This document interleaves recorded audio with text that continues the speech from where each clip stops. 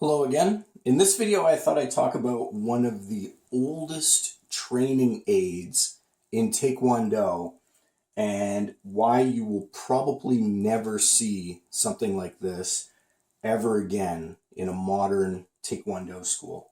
In fact, even at the school that I trained at originally, which was Chung Oh's school of Taekwondo, he is one of the original students of General Choi. And he never had anything like this in his school. And what I'm talking about is what's called the forging pendulum. So this right here, it says right here, it's primarily used for practicing the timing of blocks and kicks. Following overhead jumping is used by experts for their special hardening or toughening of foot and hand parts. So you can take a look at this thing here. I know the pictures aren't super clear, but it's described as being made out of bamboo, wound tightly with straw ropes, and it's about 6 feet long and 1 foot in diameter. And then it says fasten both ends tightly with linen ropes for handles. So here you can see it's hanging from the ceiling by a rope at either end, but it basically amounts to being a log. I mean, it's like a log hanging from 2 ropes, so it can swing freely. So it says made out of bamboo, wound tightly with straw ropes. So it gives very specific instructions on how to put one of these things together. Again, not the kind of product that you could ever buy commercially. A lot of these traditional training aids, you had to make your own. So if you didn't make it, nobody else was ever going to make it for you. So a lot of these clubs, a lot of these schools, they had to build their own training aids to use at their school. And so this right here, you can imagine, here it's showing the forging pendulum, and it's showing the student, doing jumps over top of it. So timing it as it swings back and forth and leaping over top. It shows the student blocking, conditioning, toughening up the blocking tools and the striking tools.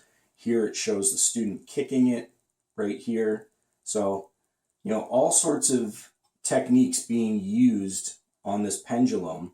And timing drills, kicking it when it swings back, leaping over top of it when it swings back at you, coming back with a block to stop it. So you can imagine this would be an interesting training aid, to say the least. This would be basically a combination of what's called iron fist training, which is where you build up the striking tools to toughen them up. Almost a form of iron shirt training, because you're building up the blocking tools, like your forearms, for example.